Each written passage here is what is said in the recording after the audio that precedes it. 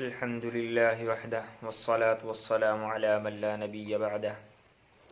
دوستو، آج میں آپ کو دین کی قربانیاں، دین ہم تک کیسے پہنچا، اس کے بارے میں انشاءاللہ بتاؤں گا، اور نبی صلی اللہ علیہ وسلم کو اس دین کی خاطر کتنی قربانیاں برداشت کرنی پڑی، اور نبی صلی اللہ علیہ وسلم کی قربانیوں کے بارے میں بتاؤں گا۔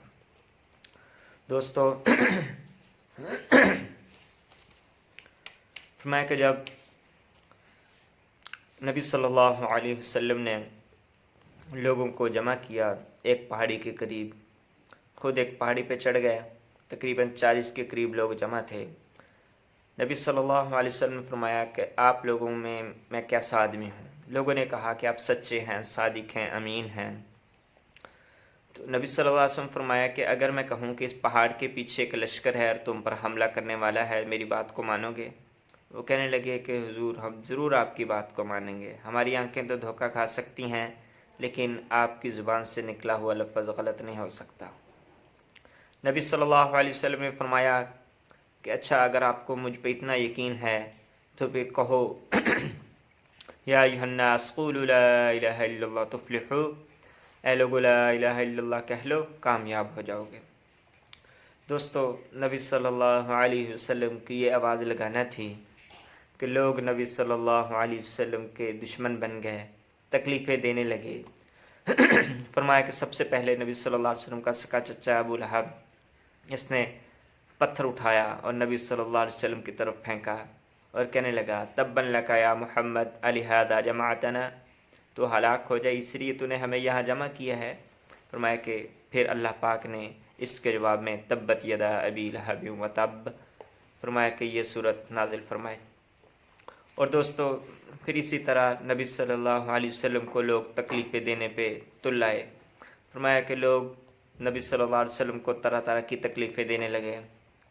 فرمایا کہ کبھی نبی صلی اللہ علیہ وسلم کی کمر پہ اونٹ کی بھری ہوئی اوجڑی رکھ دی جاتی، کبھی نبی صلی اللہ علیہ وسلم سجدے میں ہوتے تو آپ کی گردن میں کپڑا ڈال کے کھینچا جاتا، گھسیٹا جاتا۔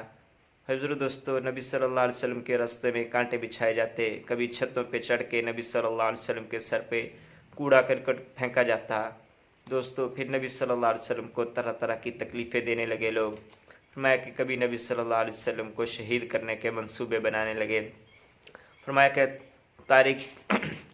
طارق بن ایک صحابی ہے، فرمایا کہ اسلام لانے سے پہلے، فرمایا کہ ان کا نام ہے طارق بن عبداللہ محاربی۔ فرمایا کہ وہ ایک میلے میں تھے، بازار میں تھے، وہاں میلہ لگتا تھا، تو اس میلے میں تھے، انہوں نے دیکھا کہ کوئی آدمی ہے، وہ اونچی آواز سے کہہ رہا ہے کہ اللہ کو اپنا خالق مان لو، اللہ کو اپنا معبود مان لو، کامیاب ہو جاؤ گے۔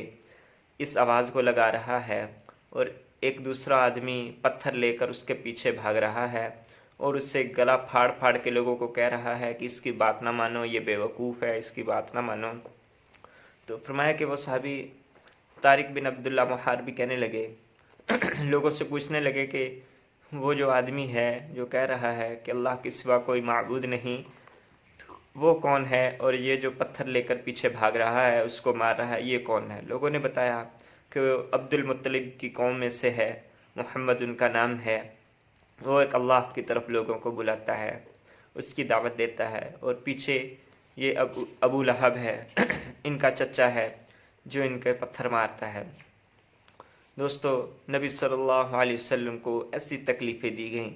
فرمایا کہ نبی صلی اللہ علیہ وسلم پھر بھی اس کلمے کی آواز کو لگاتے گئے کہ لوگو لا الہ الا اللہ کہہ لو، کامیاب ہو جاؤ گے۔ دوستو، اس کے بعد یہ محنت ہوتی چلی گئی، پھر صحابہ کرام رضی اللہ عنہ اجمعین کو لوگ تکلیفیں دینے لگے۔ فرمایا کہ پھر صحابہ کرام کو بھی بہت زیادہ تکلیفیں دیں، جلتے انگاروں کے اوپر لٹا دیا جاتا۔ حضرت خباب رضی اللہ عنہ کے بارے میں آتا ہے کہ ان بدبختوں نے جلتے ہوئے انگاروں کے اوپر ڈال دیتے، تو فرمایا کہ ان کی خون اور چربی سے وہ انگارے بجھتے تھے۔ بلال حبشی رضی اللہ عنہ کو تپتی ریت پہ لٹا دیا جاتا، ایسی عرب کی تپتی ہوئی ریت ہوتی تھی جیسے تندور کے اندر آگ جلتی ہے، تندور گرم ہوتا ہے، ایسے ریت گرم ہوتی تھی، فرمایا کہ لٹا دیا جاتا، پھر رات کو کوڑے مارے جاتے۔ دوستو، اسی طرح دین بہت تکلیفوں سے ہم تک پہنچا ہے۔ فرمایا کہ اس دین کے پیچھے بہت قربانیاں ہوئی ہیں، صحابہ کرام نے، نبی صلی اللہ علیہ وسلم نے اس دین کی خاطر بہت قربانیاں دی ہیں۔ یہ آج دین ہم تک پہنچا ہے، یہ خون کی ندیوں میں تیرتا ہوا آیا ہے۔ دوستو اس دین کے پیچھے بہت قربانیاں ہوئی ہیں۔ اللہ پاک کا کرم ہے کہ اللہ پاک نے ہمیں ماؤں کی گودوں میں یہ عظیم کلمہ عطا کر دیا۔ دوستو اسی لیے یہ دین ہماری زندگیوں میں بھی آ جائے، بلکہ قیامت تک آنے والے انسانوں کی زندگیوں میں آ جائے، اس کے لیے محنت ہے۔ اس محنت کے لیے اللہ کے راستے میں نکلنا، 4 ماہ لگا کر اس محنت کو سیکھنا، پھر ساری زندگی اس کو مقصد بنا کے کرنا۔ دوستو اگر ہم نے اس کام کو چھوڑ دیا تو ایک وقت ایسا آئے گا ہمارے گھروں سے بھی دین نکل جائے گا۔ دوستو ابھی بھی پاکستان میں کچھ علاقے موجود ہیں، دنیا میں تو بہت زیادہ، لیکن پاکستان میں بھی ایسے علاقے موجود ہیں جہاں لوگوں کو کلمہ نہیں آتا، نماز کا پتہ نہیں، غسل کے فرائض کا پتہ نہیں۔ دوستو ان تک یہ دین، یہ کلمہ ہم نے پہنچانا ہے، بلکہ پوری دنیا میں، ساری دنیا میں 7.5-8 ارب کے قریب انسان، جس میں 2.5 سے 2 ارب مسلمان ہیں، 2.5 سے 3 ارب، باقی سارے کے سارے غیر مسلم بغیر کلمے کے اس دنیا سے جا رہے ہیں۔ دوستو ان تک یہ عظیم کلمہ لے کے ہم نے جانا ہے، پوری دنیا ہماری محنت کا میدان ہے۔ اس کے لیے سب حضرات کوشش کرے، ارادہ کرے کہ انشاءاللہ اللہ کے راستے میں نکل کر اس محنت کو سیکھنا ہے، پھر ساری زندگی اس کو مقصد بنا کے انشاءاللہ کرنا ہے۔ اس کے لیے سب کوشش کریں گے انشاءاللہ۔ اللہ آپ کو جزائے خیر دے۔ وآخر دعوانا ان الحمد للہ رب العالمین۔